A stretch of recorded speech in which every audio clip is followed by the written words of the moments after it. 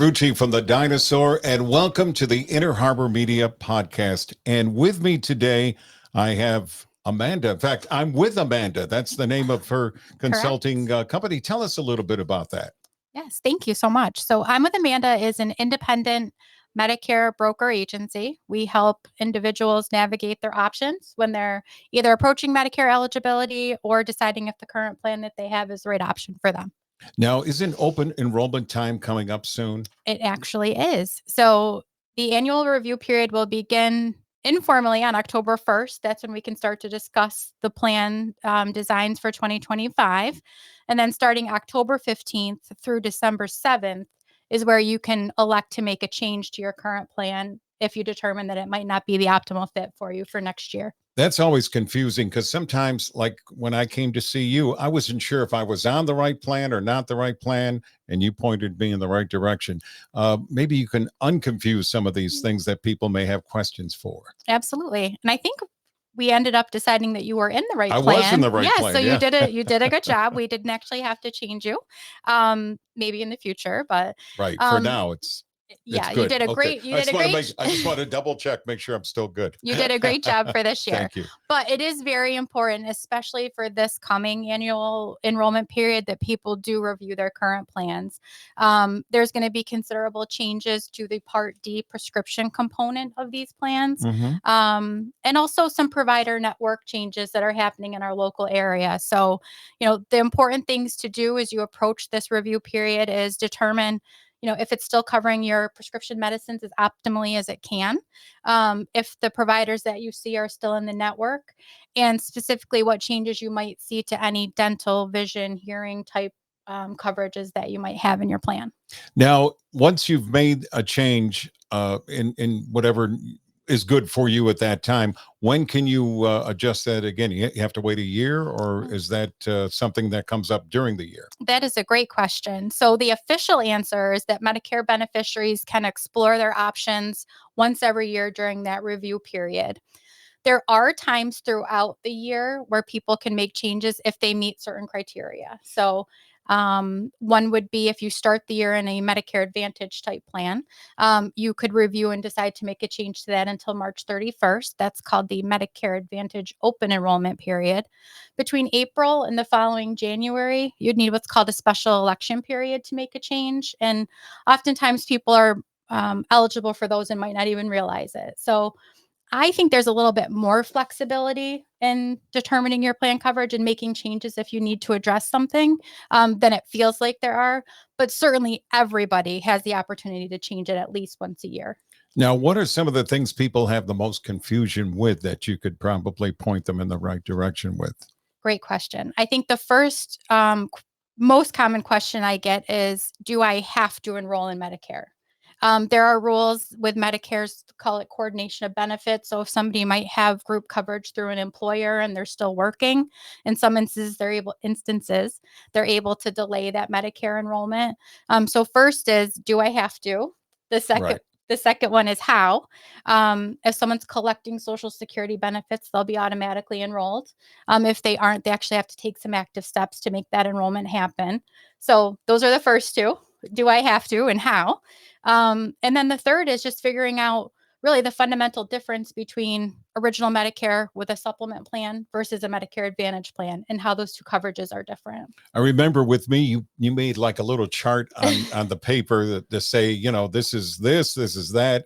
You make it very easy to understand. Thank you. I appreciate that. I call that my two sides of the page Medicare roadmap. And I have people who maybe sat through that exercise with me 7 or 8 years ago and still bring it in every year for their review. They saved it. Oh, I got mine. And we look to see and update the numbers. But the good thing about Medicare and the Medicare coverage options that are available is, even though it feels like there's so many plans, it's really one of two types of coverage. And once you have a good handle on that, we can fill in the specifics about actual plans. And probably another question is, let's say there's a physician or a specialist that they see. They want to make sure that that person or that, particular doctor is available in whatever plan that they get into. And absolutely crucial point. I think one thing that you really should rely on a Medicare professional or a Medicare broker like me or whoever you may work with. You really have to rely on them getting good information from you, really understanding your specific situation. Most importantly, the providers that you see, the prescription drugs that you take. Income does play a factor in a lot of roles, or a lot of scenarios. So making sure that they're asking those questions, like, is my provider in the network for the plan that you're recommending? Those are all things that we, make sure ahead of time before we actually recommend a plan and enroll into one.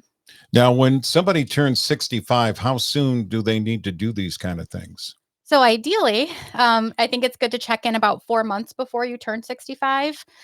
Sometimes people don't realize that Medicare actually starts that first day of the month that you turn 65. So even if your birthday is the 30th, they start you at the beginning of the month. Interesting fact, if your birthday is the first day of the month, it starts a month sooner. But 4 months before you turn 65 is a good time to check in so that we can talk about your specific scenario. So are you still working? Do you have group coverage through a large employer? Do you have to, think about those Medicare decisions? Giving Social Security time to process that enrollment if they need to, and time for us to work with that information about doctors and medicine so that when we get back together, we can recommend viable solutions. So Another 4 months. 4 months. That's the key. Another thing that could be confusing to somebody that isn't familiar with this is all the different parts. Part A, Part B. Mhm. Is there a Part C? There is. Oh, Yeah. let's hear about it. So Part C is the Medicare Advantage or Medicare health plans. That's really private insurance, administering your health insurance, Medicare benefits for you. Someone could also choose to keep original Medicare, so that federal government model, and just add a supplemental or Medigap plan to address original Medicare's out of pockets. We would also have to solve the prescription drug piece in that scenario. So the A, B, C's, and D's. There's a I D know, too. yeah, D is the prescription drug component. When you get home, if you Mhm. pull out that yellow paper, you'll see Right. that that's really the crux and the foundation of that initial conversation. It's that educational piece to really understand what is A and B, what do I have if I do nothing else, and then Right. how can I build on it and what's most suitable for my needs. Okay. Now, if somebody needs to get a hold of you to get all this put together, how do they get a hold of Amanda? So they can say, hey, I'm with Amanda. I'm with Amanda. They could go to the website, which is imwithamanda.com. So just the letter I, the letter M, WITH, Amanda.com. They also could call my office, which is 315 876 7917. The lovely and talented Amber will answer the phone and help connect you to my schedule. But yeah, I mean, we have a nice welcoming space. I think you'd agree it's not Oh, I do. You feel like you're at home. And it wasn't intimidating, because when you're perfect. not certain about certain things, you're a little nervous, and you made us feel relaxed, and you answered all the questions perfectly. Well, thank you. We know that making a decision about your health insurance isn't as simple as maybe what you want in your coffee in the morning. True. I mean, this is an important piece of That's right. your life. And so we want Absolutely. people to feel really empowered to make informed decisions, not intimidated when they come in. But we know that it is scary. So we try to make it as helpful and friendly as possible. And if somebody wants to come to meet you in person at your office once they made an appointment, how do they get there? To my office? Yes. We're in Liverpool on Route 57. My navigational beacon would be between John Glenn Boulevard and Throwaway Exit 38. Mhm. We're on the same side of the road as the Aldi Shopping Plaza, not too far from that John Glenn Boulevard and Route 57 intersection. Conveniently located. Yeah, right off the thruway. Absolutely. Yeah. All right, Amanda, thank you so much for being on with us on our podcast. And once again, your phone number for people to get a hold of you. Yes, 315 876 7917, or visit imwithamanda.com. Thank you.